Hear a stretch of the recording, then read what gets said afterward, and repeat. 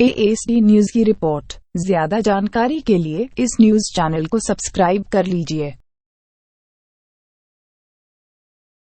गुरदास सिंह तुर कभी बाबा राम रहीम का खास सेवक हुआ करता था। वह बाबा को पूछता था, उनकी इबादत करता था, लेकिन जैसे जैसे बाबा के करीब होता गया, खुद को उनकी भक्ति से दूर पाता गया। इसने अपनी आंखों से बाबा की गुफा देखी, गुफा में जाती बेबस साधुओं को देखा, उनकी लुटती हुई असमत की उन्हीं से कहानियां सुनी। इसने बाबा को रासलीला रचाते देखा, मतलब इसने बाबा का हर रूप देखा। तो आइए अब आप भी जान लीजिए बाबा के रहस्य लोक में मौजूद बाबा की उस गुफा की असलियत। बाबा के पैरों का पानी पीती लड़कियां।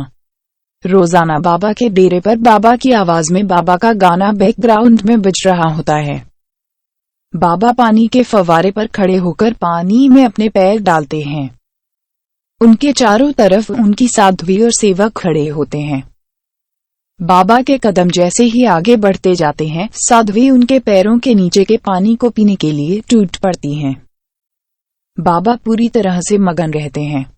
बाबा की माफी वाली गुफा। हिसार में बाबा राम रहीम के कुल 2 डेरे हैं। बाबा के ये दोनों डेरे सबसे बड़े हैं। हालांकि इनके अलावा देश भर में बाबा के कुल 179 आश्रम भी हैं। इनमें से ज्यादातर में बाबा की गुफा है। गुफा बोले तो बाबा का बेडरूम, उनके आराम फरमाने की जगह। ये गुफाएं कहीं तहखानों में हैं तो कहीं जमीन के ऊपर, लेकिन राम रहीम इन्हें गुफा कहना ही पसंद करता था।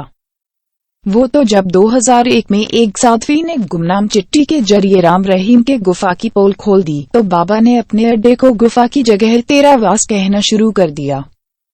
5 स्टार होटल जैसी गुफा। सिरसा के डेरे में बाबा की गुफा किसी 5 स्टार होटल से काम नहीं है। यहाँ गुफा के अंदर swimming pool, living room, drawing room, dining room समेत ऐशो आराम के तमाम इंतजाम हैं। यहाँ वो अपने साधुओं का यौन शोषण करता था और अपने खास लोगों से मिलता भी था। पीड़ित लड़की ने हिसार के डेरे में बनी ऐसी ही एक गुफा में अपने साथ हुए रेप का जिक्र किया है।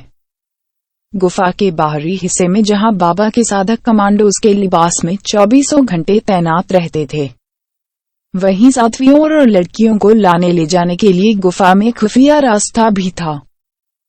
यही नहीं, राम रहीम जब अपने डेरों से दूर होता था तो अपने साथ चलने वाली बस में ही टेंट लेकर चलता था, जिससे टेम्पररी गुफा बना लेता था। आलीशान जिंदगी। गुफा में आराम फरमाने वाला बाबा सुबह और शाम 2 बार मजलिस करता था। वो सुबह 6 बजे उठकर पहले कसरत किया करता था, फिर तैयार होकर अपने भक्तों को दर्शन और प्रवचन देता था। इसके बाद बाबा अपने गुफा के ड्राइंग रूम में अलग अलग मकसद से आए लोगों से अलग अलग जगहों पर मिलता था, फिर आराम करने चला जाता था और शाम को फिर से मजलिस और प्रवचन का सिलसिला चलता था। इसी दौरान वो भक्तों और खासकर बीमार और परेशान लोगों को प्रसाद दिया करता था। फिर शाम को साधुओं के शोषण वही सिलसिला शुरू हो जाता था। साधुओं को राज।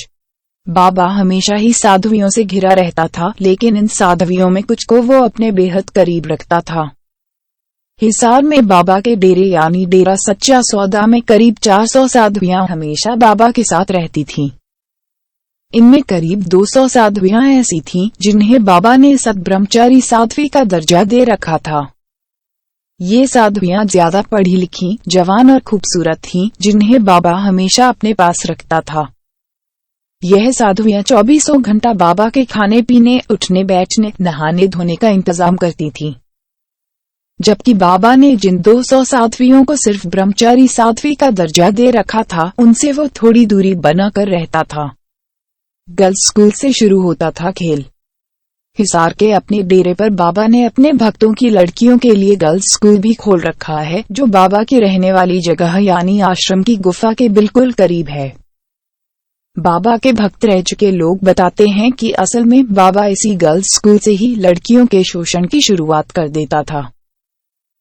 साध्वियां स्कूल के दिनों से ही लड़कियों का ब्रेन वॉश कर उन्हें बाबा के करीब लाने और परोसने के जुगाड़ में लग जाती थीं, और हर साल 15 अगस्त को अपने जन्मदिन पर बाबा इसी स्कूल में अपने साध्वियों और छात्राओं के साथ ऐसा डांस करता था जिन्हें देखने की इजाजत लड़कियों के घर वालों को भी नहीं थी। भगवान कृष्ण का देता था हवाला। अपनी साध्वियों के यौन शोषण के लिए बाबा भगवान कृष्ण का हवाला देने से भी बाज नहीं आता था। वो कहता था कि जब भगवान कृष्ण अपनी गोपियों के साथ रास रचा सकते हैं तो वो क्यों नहीं। बाबा के इस बोल वचन का जिक्र न सिर्फ खुद उस पीड़ित लड़की ने अपनी शिकायत में थी बल्कि खुद बाबा के साधक रह चुके लोग भी करते हैं। महंगे कपड़े, आलीशान गाड़ियां, चौपर। बाबा को कैसे कैसे महंगे और शानदार कपड़ों का शौक था वो उसकी किसी भी तस्वीर में देखकर ही आसानी से समझा जा सकता है। गाड़ियों के लिए बाबा का लगाव सबसे अलग था। यही वजह है कि राम रहीम के बीड़े में Mercedes, BMW, Bentley, Ferrari, range rover, land cruiser समेत महंगी और शानदार गाड़ियों की इतनी बड़ी फ्लीट है जिसके बारे में कोई सोच भी नहीं सकता।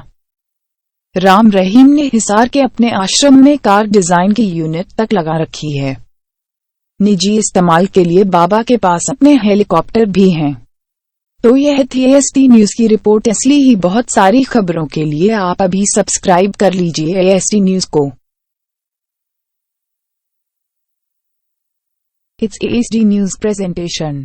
For more news updates, subscribe ASD News.